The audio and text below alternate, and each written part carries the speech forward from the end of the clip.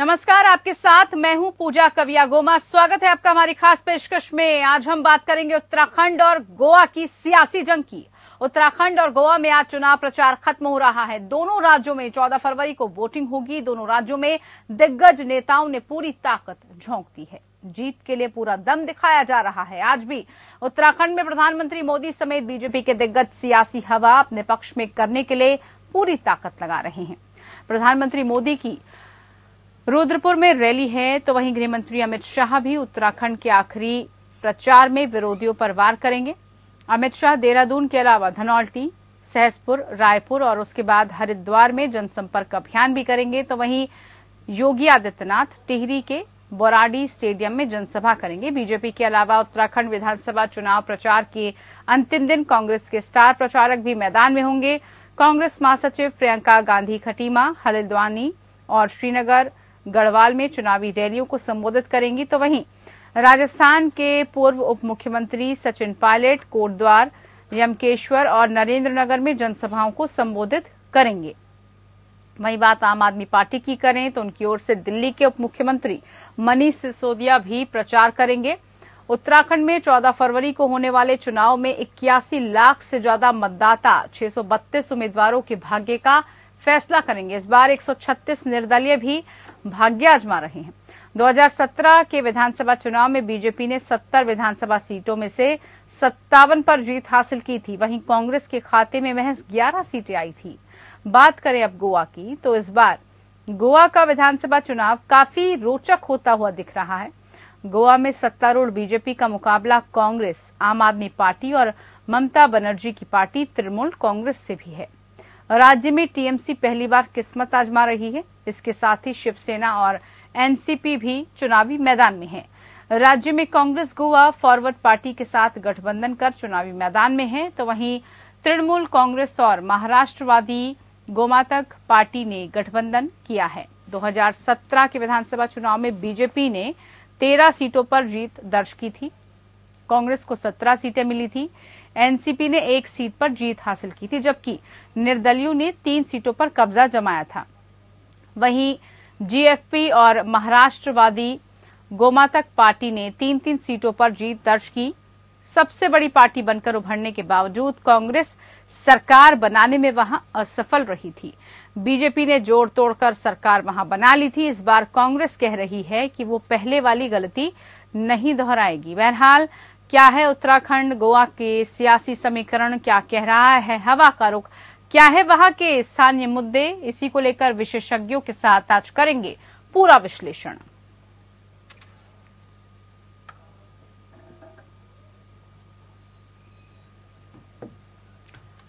तो उत्तराखंड गोवा की जंग अब तेज हो चली है और जल्द ही वहां पर जो चुनावी सरगर्मियां हैं उसको लेकर तमाम बड़े दिग्गज चुनावी मैदान में उतरते हुए दिख रहे हैं। अगर हम आज की बात करें तो आज का दिन काफी महत्वपूर्ण, क्योंकि आज चुनाव प्रचार शाम को थम जाएगा और इसी को लेकर जो है क्या वहां पर मुद्दे रहने वाले हैं। खास हमारी पेशकश में खास मेहमान हमारे साथ जुड़ चुके हैं।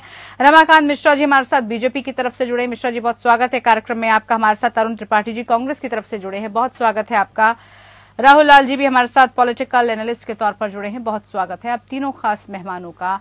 सबसे पहले किस तरफ हवा और किस तरह का रुख चल रहा है उत्तराखंड की सियासत की बात कर लेते हैं। यहाँ पर क्या आपको लग रहा है रमाकांत जी, जिस तरह से 60+ का दावा मुख्यमंत्री पुष्कर सिंह धामी करते हुए नजर आ रहे हैं, लेकिन स्थानीय मुद्दे बहुत हावी होते हुए दिख रहे हैं, वहां पर क्या एजेंडा, क्या रणनीति और किस तरह के समीकरण के साथ आप चुनावी मैदान में हैं इस बार?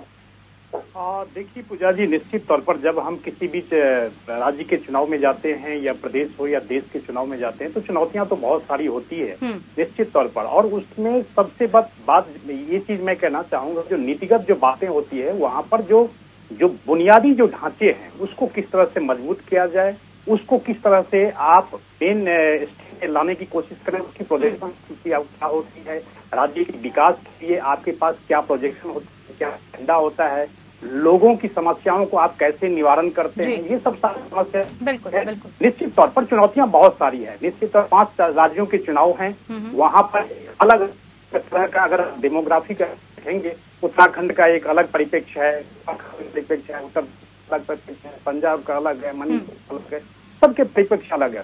लेकिन जहां तक बात है आपको उत्तराखंड की अगर बात मैं करूं मैं, तो निश्चित तौर पर चाहे कृषि हो, चाहे पर्यटन हो, चाहे वहाँ के ग्रामीण विकास के लिए जो बुनियादी ढांचे हैं उसको किस तरह से मजबूत किया जाए। निश्चित तौर पर पिछली बार जिस तरह से हम लोगों को वहाँ पर पूरा मैंडेट मिला था, इस बार भी हम आसान्वित हैं। निश्चित तौर पर जो चाहे गोवा हो, चाहे किसी 5 स्टेट में पूरा आसान्वित हैं, और हम हर एक उस मुद्दे को लेकर के जहां पर ये राज्य सशक्त हो, प्रदेश सशक्त हो, वहां की जनता सशक्त हो, इसके बारे में हमेशा से ही जो हम लोगों का एक बिल्कुल, क्योंकि देखिए मुद्दे अलग हैं, दोनों की सियासत अलग है और इसीलिए चुनौतियां भी अलग अलग रहने वाली हैं।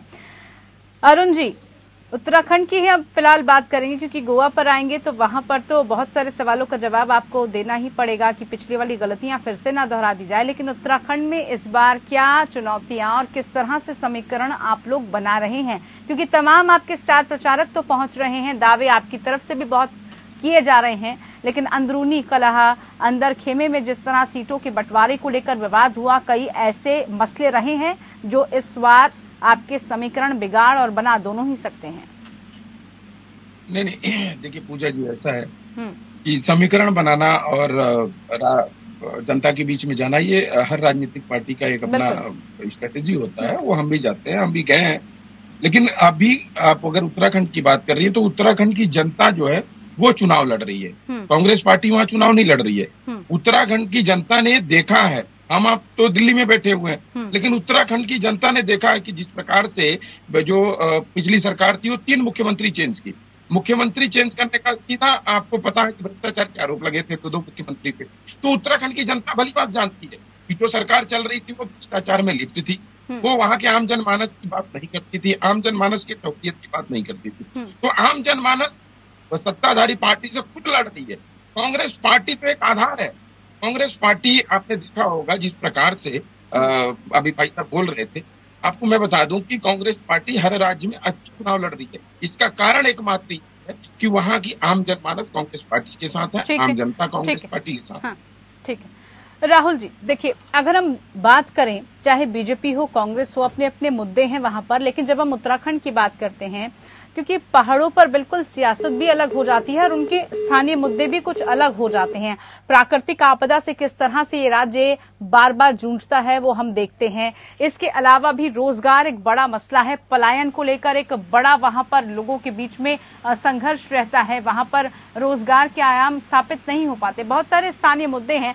लेकिन इन सब के बीच आम आदमी पार्टी जो वहां पर इस वक्त बहुत एक्टिव मोड में दिख रही है, क्या आपको लग रहा है दोनों के समीकरण बिगाड़ने की कोशिश में सफल हो पाएगी? वो भी क्या दिख रहा है तीनों पार्टियों के बीच में? जी देखिए, आम आदमी पार्टी काफी एक्टिव होकर काफी ताकत भी लगा रही है उस जगह पे, लेकिन अब तक अगर हम लोग देखें तो उनको कोई विशेष जमीनी तौर पे बहुत ज्यादा कोई बड़ी सफलता नहीं मिल रही है कि वो किस रूप में पूरे समीकरण को बिगाड़ दे, क्या चीजें करें। क्योंकि 2-3 वहां पे अगर हम लोग देखें, मैं कह रहा हूँ कि चाहे वह 12 के इलेक्शन हो, 14 लोकसभा चुनाव के इलेक्शन हो, 17 के या 19 के अब तक के, तो हम लोग देखते हैं कि बीजेपी के ग्राफ जो है कि वो काफी तेजी से ऊपर नीचे हम लोगों को दिखता है। चाहे 12, 14, 19 में वो 60% से ऊपर तक भी पहुंचते हैं, 62% तक भी पहुंचते हैं।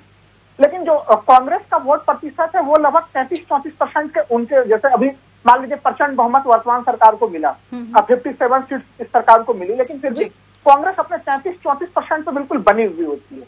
तो वहां पे जो बीजेपी जब आगे बढ़ती है तो बहुजन समाज पार्टी अन्य जो दूसरे जो छोटे दल है उसको वो नुकसान पहुंचाती है जब बीजेपी की लहर की स्थिति रहती है। देखिए, कहीं कहीं जो पहाड़ की जो पूरी स्थिति थी वहां पे लोगों को रोजगार से संबंधित काफी ज्यादा अपेक्षाएं थी सरकार के साथ।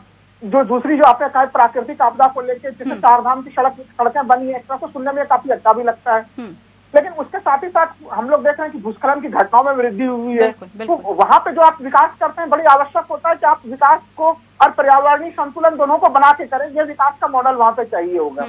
तो लगातार कहीं कहीं बीजेपी ने जिस तरह से अपने 3-3 मुख्यमंत्री बदले हैं, मान लीजिए वहां पे लोगों का, वहां पे जब मैं सवाली लोगों से मिल रहा हूँ तो उनकी एक सवाल ये होता है कि भाई पुष्कर सिंह धामी जी बहुत अच्छे हैं, तो आखिर हम लोगों ने जब प्रचंड बहुमत दिया तो फिर उसी प्रथम विकल्प के रूप में हम लोगों को पुष्कर सिंह धामी क्यों नहीं मिल गए? ये लोगों के बिल्कुल मूलभूत सवाल होता है, क्योंकि एंटी इनकम्बेंसी फैक्टर है वहां पे।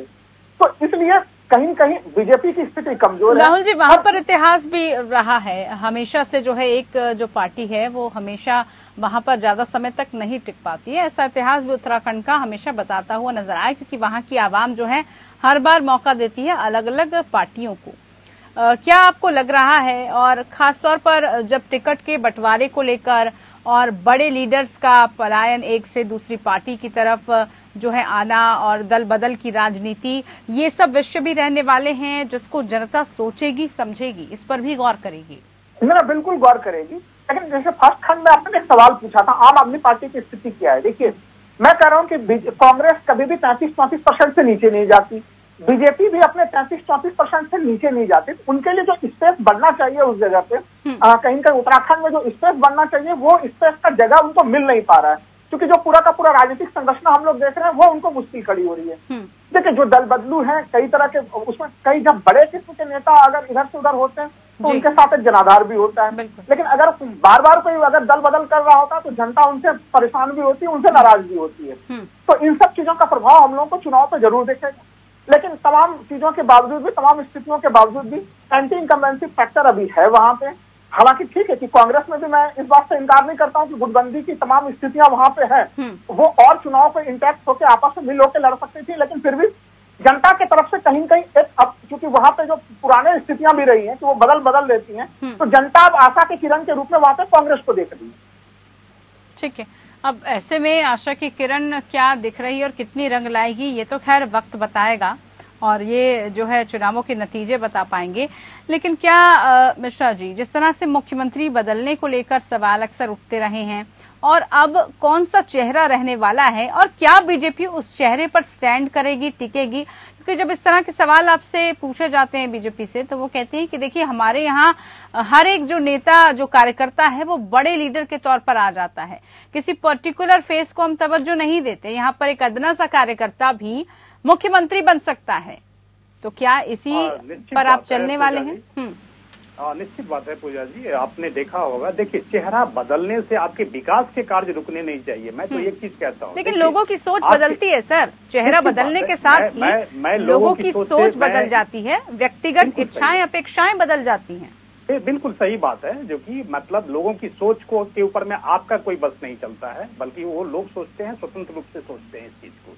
लेकिन मेरा एक ही कहने का मतलब है, और पार्टी का एक एजेंडा भी होता है, जो कि आपके चेहरे बदलने से आपके विकास के कार्य में कहीं से भी बाधा नहीं आनी चाहिए। चाहे आप किसी भी क्षेत्र को ले लें, मैं कह रहा हूँ 5 स्टेटों के चुनाव है, निश्चित रूप पर चुनौतियां हैं। और आप जहां तक राहुल जी अभी कह रहे थे, बहुत सारी ऐसी बातें हैं जो मैं इत्तेफाक रखता हूँ उस चीज को, इसमें कोई दो मत नहीं है। जो कि जो समस्याएं हैं वहां पर अभी भी जो मूलभूत समस्याएं हैं उसको थोड़ा सा और बेहतर तरीके से उसको अंजाम देने की आवश्यकता है वहां पे। चाहे आप गोवा का भी ले लें, तो गोवा का भी अगर देखें तो वहां पर जिस तरह से परिस्थिति में, तो मैंने तो पहले ही बोला है, जो डेमोग्राफिक के जो चैलेंजिंग होती है वो हर एक स्टेट का एक अलग अलग उसका चैलेंजिंग होता है।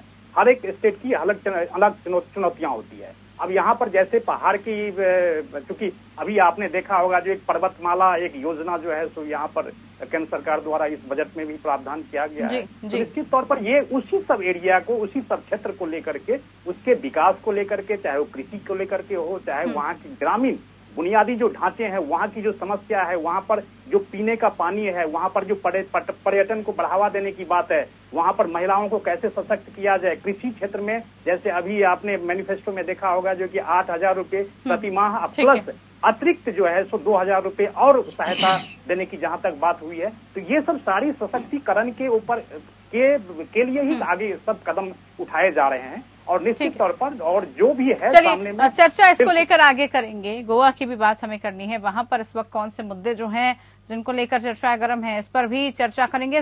राहुल जी, यहाँ पर जरा गोवा की अगर हम बात करें तो गोवा में कांग्रेस 22 का आंकड़ा बता रही है, 40 में से 22 का आंकड़ा। और पिछले चुनावों में हमने देखा कि सबसे ज्यादा सीटें मिलने के बावजूद भी क्या स्थिति और क्या दुर्गति वहां पर कांग्रेस की हुई है।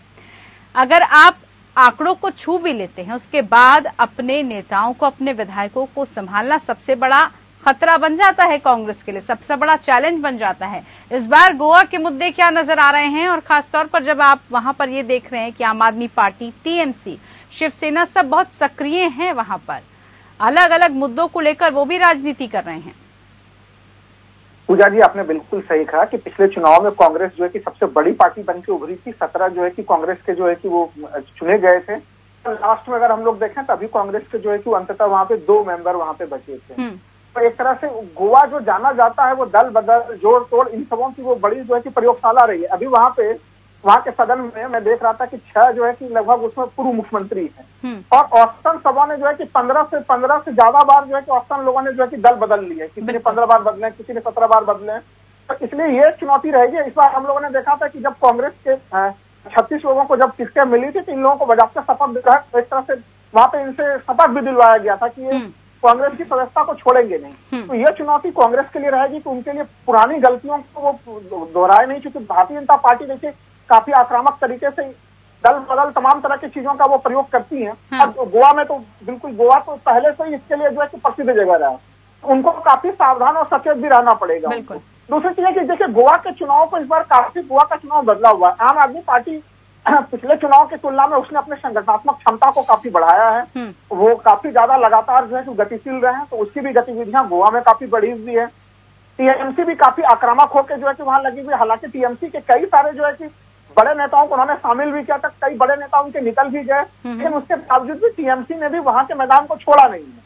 तो वहां पे नए, जैसा कि आपने बोला, शिवसेना समेत तमाम ये दल जो है वहां पे सुपर एक्टिव रूप में मौजूद है वहां पे। तो इसलिए गोवा का इलेक्शन जो है कि वो काफी दिलचस्प है। जो 5 राज्यों का चुनाव हम लोग देख रहे हैं उसमें सबसे ज्यादा दिलचस्प गोवा का ही चुनाव है। और वहां पे देखिए, चाहे वो माइनिंग का मामला हो, ड्रग्स सिंडिकेट का मामला हो, कई तमाम ऐसी चीजें हैं जो वहां के मूल मुद्दे बने हुए हैं। तो जनता तो अपने मूल मुद्दों के आधार पर चयन करती है, लेकिन नेता ही जो है अपना पाला बदल लेते हैं। तो गोवा की सबसे बड़ी त्रासदी है। बिल्कुल अरुण जी, अब तो माइकल लोबो भी साथ में जुड़ चुके हैं और एक बड़ा चेहरा, बड़ा नाम और कई मुद्दे गोवा के। लेकिन सबसे ज्यादा परेशानी जो आंकड़ा बता रहे हैं 22 का, उसको पाने के बाद भी अगर चुनौतियां आपके सामने रहेंगी, उससे कैसे निपटेंगे? अगर ऐसा होता भी है, समीकरण अगर ऐसे बनते हैं, तो उस पर भी आपको ध्यान देना होगा। नहीं, देखिए पूजा जी, ऐसा है कि गोवा की जनता ये जानती है कि पिछली बार कांग्रेस को मैंडेट दिया था। कांग्रेस सबसे बड़ी पार्टी थी, उसके बाद भी कांग्रेस के जनता के मत को जो केंद्र में शासित सरकार है उसने तोड़ मड़ोड़ करके वहां पर सरकार बनाई। तो ये भली भांति वहां की जनता जानती है। तो इसलिए इस बार कांग्रेस को पूर्ण मैंडेट मिलेगा और कांग्रेस सरकार बनाएगी। ये मैं आपको आश्वस्त कर देता हूँ। और उत्तराखंड के भी बारे में बात करें तो मैं आपको पहले ही बता दिया था कि जनता दोनों जगह चुनाव लड़ रही है। जनता को भली भांति ये पता चल गया है कि भारतीय जनता पार्टी केंद्र प्रकार तो वो लोकतंत्र को नहीं मानता है। वो किसी प्रकार से अपनी सरकार और अपनी कुर्सी पे काबिज होना चाहता है, और ये पूरा देश जान चुका है। और राहुल भाई ने बहुत अच्छी बातें कही और बहुत सारे उन्होंने प्रकाश खुद ही डाल दिए, तो मुझे ज्यादा बोलने की जरूरत नहीं है। मुझे ये पता है जनता हमारे साथ है और हम जनता के साथ हैं। बद्री विशाल हमारे साथ है, राहुल गांधी की शुभ भक्त है, उनको आशीर्वाद दूंगी। चलिए, वक्त बताएगा। खैर, लेकिन रमाकांत जी, गोवा में किस तरह से अब आप चुनावी मुद्दों को लेकर जनता के बीच में जा रहे हैं? आक्रामक तो नजर आ रहे हैं, आपके तमाम लीडर्स पहुंचे हैं गोवा में, लेकिन जरूरी नहीं कि पहले वाले हालात फिर से नजर आए और वही जोड़ तोड़ की राजनीति फिर से आपके लिए काम कर जाए। क्योंकि इस बार विकल्प के तौर पर आम जनता के पास अन्य दल भी हैं, अन्य पार्टियों को भी वो विकल्प के तौर पर ले रही है। चुनौतियां बहुत हैं। निश्चित तौर पर पूजा जी अभी और पार्टियां वहां पर एंट्री की है, तो निश्चित तौर पर उनका भी एक अपना एजेंडा होगा, अपना एक जो है सो मैंडेट है, सब कुछ है। उस चीज से इत्तेफाक रखता हूँ कि सब चीज से इग्नोर नहीं करता हूँ मैं। लेकिन आपने देखा होगा 2017 के जब चुनाव में जब कांग्रेस को 17 सीटें मिली थी तो वोट परसेंटेज उनका था 28.5%, और वहीं पर अगर मान लीजिए इनको भाजपा को 32.5% के आसपास वोट परसेंटेज था। तो निश्चित तौर पर देखिए, अगर वो भी अगर ध्यान में रखा जाए तो ये नहीं कह सकते जबकि हाँ कुछ ऐसे थे वहां पर जो मुद्दे अभी भी हैं। और अब इस बार के जो मैनिफेस्टो है इसमें हमने बहुत ऐसी चीज लाए हैं, चाहे वो पर्यटन हो, अंतर्देशीय पर्यटन हो, चाहे आपका जो है सो आध्यात्मिक हो, चिकित्सा पर्यटन हो, विरासत को उसको और कैसे बेहतर किया जाए, बुनियादी ढांचे को, वहां पर पीने की जो समस्या है, ड्रग सिंडिकेट है, ये सब सारी समस्याएं हैं वहां पर। और जैसे पेंशन का भी हमने योजना, वृद्धावस्था पेंशन योजना भी हमने जो है 3,000 करने का हमने संकल्प लिया। ये तो सब घोषणा पत्रों में, संकल्प पत्रों में लिखा होता है। लेकिन देखिए, अवैध माइनिंग से जुड़ा हुआ चाहे हम बात कर लें या फिर हम गोवा में ड्रग्स जैसा एक बड़ा मुद्दा, ये ऐसे मुद्दे हैं जिसको लेकर काम करने की आवश्यकता थी, लेकिन उतना काम नहीं हो पाया है। ये बात जनता भी बार बार जानती है और आप भी बखूबी जानते हैं। देखिए, इसमें एक चीज मैं आपको कहना चाहूंगा, जो कि गोवा के अर्थव्यवस्था को और बेहतर कैसे किया जाए, वहाँ के बुनियादी ढांचे को कैसे बेहतर किया जाए। अभी हमारे कांग्रेस मित्र कह रहे थे जो कि ये जनता चुनाव लड़ रही है, तो नहीं, तो जनता तो हर जगह चुनाव लड़ रही है, क्योंकि जनता की समस्याओं को लेकर के जो आगे आएगा निश्चित तौर पर वही है। तो जनता ही चुनाव लड़ती है, नेता पूरी चुनाव लड़ते हैं। मैं तो ये कहता हूँ, जनता की समस्याओं को लेकर के जो आगे आएगा और उनकी समस्याओं का जो हल करेगा, वो निश्चित तौर पर जो है सो वही चुनाव लड़ता ही है, इसमें तो कोई दो मत नहीं है। तो इसीलिए मैं कहता हूं, क्योंकि चाहे गोवा हो चाहे किसी भी अन्य राज्यों के चुनाव हो, वहाँ की जो चुनौतियां हैं, वहाँ के जो बुनियादी ढांचे हैं, वहाँ के जो मेन जो समस्याएं होती है, जो मुख्य समस्याएं हैं, उनको बेहतर तरीके से कैसे हैंडल किया जाए, उसके लिए आपने क्या वहाँ की जनता के लिए प्रोजेक्शन किया है, ये सब सारी बातें आती है। और इसके लिए बेहतर तरीके से जो है सो गोवा हो चाहे किसी अन्य स्टेट का हो, हम लोग बेहतर तरीके से इसको बिल्कुल इम्प्लीमेंट करेंगे। बोलिए अरुण जी, फाइनल कमेंट्स। जी पूजा जी, ऐसा है कि मिश्रा जी बोल रहे हैं कि जनता की समस्या, भैया 5 साल आप सत्ता में थे, आपने जनता की समस्या का निराकरण नहीं किया, इसीलिए मैंने कहा कि जनता चुनाव लड़ रही है। और अगर नहीं किया होगा तो जनता जनार्दन है वो तय करने के लिए। हाँ, ये हम जनता के बीच में गए कि भैया हम विकल्प हैं, हम समस्या का निराकरण करेंगे। और अब आपके पास परिकर नहीं है, परिकर परिवार को आपने धोखा दिया है, परिकर परिवार को धोखा दिया, तो आप गोवा में मतगणना के बाद 0 पे आ रहे हैं, सब कुछ तय हो जाएगा। चलिए, बहुत शुक्रिया आप तीनों खास मेहमानों का, आप हमारे साथ जुड़े, समय दिया आपने। उत्तराखंड और गोवा की जंग में किस तरह की सियासत चल रही है, इसी पर थी आज की हमारी खास पेशकश। फिलहाल के लिए इतना ही, रहिए हमारे साथ। नमस्कार।